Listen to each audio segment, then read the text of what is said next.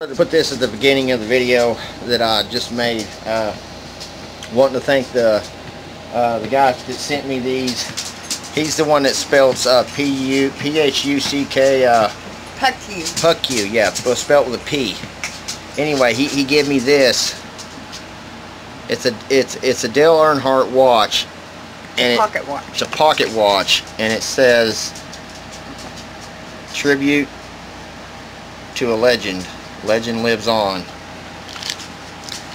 And then that's one I liked. I picked out. I'm gonna keep that one, and then hold it up to you, baby, so they can see it. it's hard to see in here because there's not that much light, but this one's the same thing, and it has a number 3 on the brass handle there. She really liked. My son likes that knife. He loves it. He sit there and stared at it for like 10-20 minutes. Keeps picking it up and looking at it. And then he also got this, so that way I can find his little skinny butt in the dark. Yeah, she likes that light. Anyway, I'll give y'all some words for good advice out there. Agony brings no reward for one last hit or one last score. Don't be a casualty and cut that cord. Say it. Say, cut it! Anyway, here's the video that I shot about the information on the water pump. We got everything going, and here it is right now. There it is.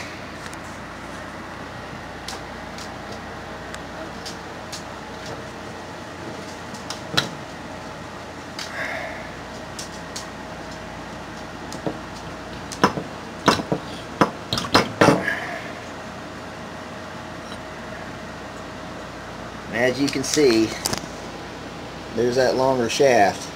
The one that's on the truck doesn't have this room right here. It's all the way, just almost right down to there. It's not very far. It's definitely not this long. That's the one that went bad on the motor that I got in the truck now, and I stuck the 72 water pump on there. So if anybody is watching this video, I'll mark it and tag it. The 72 water pump is not the same as the 76. The 76 is the longer shaft. And the reason why is because the 76 has an air conditioner on it, and it's a double pulley. It's a double grooved pulley, which takes 2 belts. One is to run the air conditioner.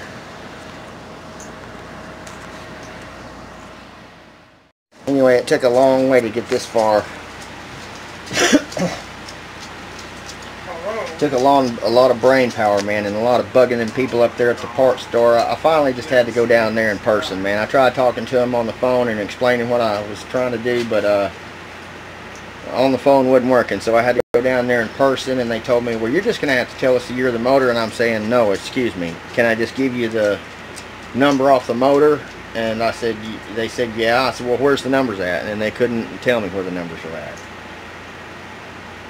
I think they're on the left-hand side, right above the starter, and then on past the dipstick. But anyway, I finally got somebody at AutoZone. Didn't work. They just told me, basically, they was busy, or they just didn't really want to have it. They just didn't want to have the patience. But I went to AutoZone. I went down there and told them what I wanted, told them the difference. They showed me pictures, and so I looked at the pictures and I said, that's it, that's the one, that's it, I remember. And so now I've got it all the way to where everything fits okay, but now my bolts don't want to fit. I even went down and bought some more longer bolts, and they're just long enough to go through there all the way through the pulley, but it won't get started. It's just barely touching the threads. It's not enough to get it good and started and suck it up on there. So now I got to go buy some more bolts at Ace Hardware. But then after I got all this together and started looking at it, I said, man, you know, that's a real long piece there. So I measured it, and I measured it as it's sitting on the table, just like that. I measured it all the way to the furthest point on this fin, and it came out to almost 10 1/4 inches.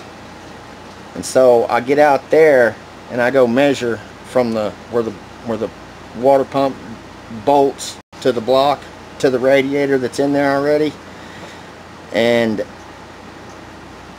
this is too long, wouldn't fit. But then I got to thinking, wait a minute, I'm not counting for something, I'm not taking an account for something. Down here, this thing ain't sitting flat on the table because of the fins of the water pump. We got like 3/4 of an inch there. So I measured it again, and now I got about 3/4 of an inch before it starts touching the fins on the radiator, and that's with the radiator that's in there.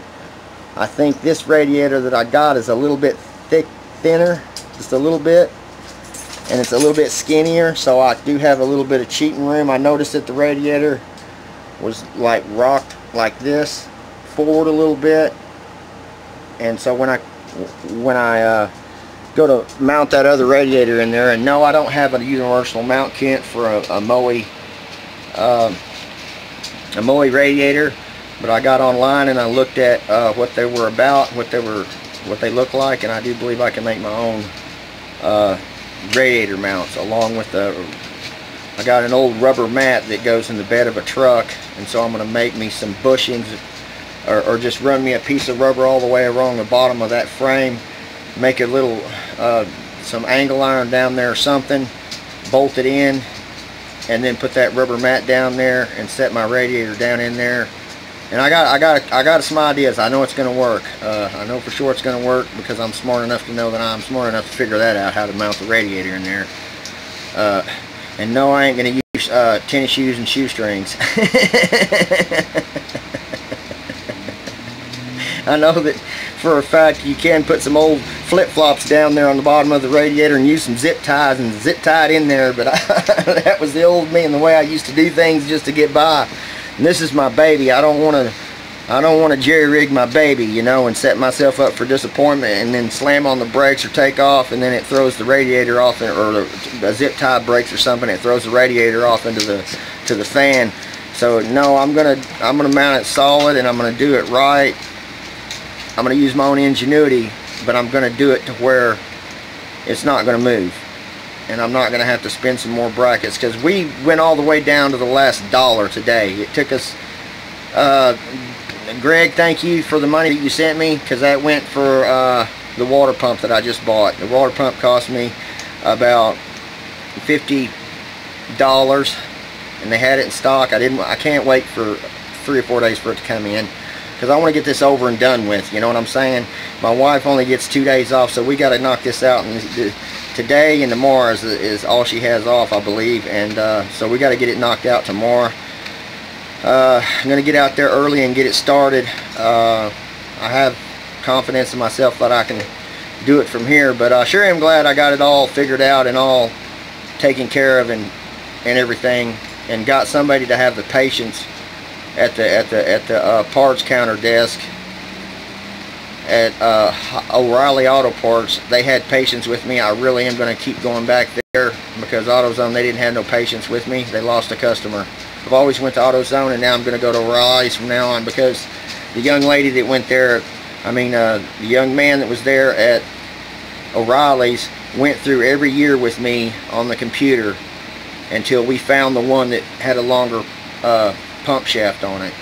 And I appreciate it, because I told him, you know, I didn't really have to bug them or beg them, man. They said, well, hold on, it's all right. They calmed me down even. They wanted me to assure you it's going to be okay. They calmed me down. I was all panicking, you know, like I'm lost in a world and don't know where to walk to, you know. That's where I felt. I felt like a hopeless person at AutoZone, and at O'Reilly Auto Parts, I felt like somebody was there wanting to help me, more than willing to take, no matter how long it took, to figure out what I had going on and to help me solve the problem.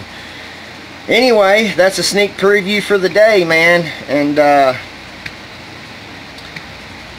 I'm so glad I got it all together finally and figured out what I'm going to do. I decided not to go with the electrical one for now, because I wandered all over the junkyard, went everywhere, and could not find a fan that would be feasible. All the fans were torn out of the cars already, because that's the first thing that comes out when they're working on something on the motor or the front end. It just seemed like every other fan I come across, I tried the Torsas, they were all gone. Sometimes the motor would be there and the fan would be there, or sometimes they would just be broke because people would just break them out. They wouldn't even take them apart the right way. They would just bust them out. So I was having no luck there, and I didn't want to spend 40 bucks on an electric fan motor if it was an iffy thing of if it was even going to work, or having to come back or any of that. I didn't want to get the motor all tore down and then find out the fan don't work, and then I got to put everything back like it was and then go over there. I didn't want to chance it. So I'm glad I made the right decisions. I'm glad y'all made me not cut on any of the spacers that were on the front of that pulley. I'm blessed with that. Y'all really helped me out a lot. I appreciate it. Anyway, the Bombshell, she's in there relaxing and chilling in the bed. I ran her all over the place today with all the auto parts places and putting up parts around here and going through boxes and getting everything packed away, and we're starting to get all that stuff moving out of the front there, so it looks like somebody actually, a human lives here instead of a street urchin. Anyway, y'all, appreciate it, man, and we'll see you tomorrow. Limster out.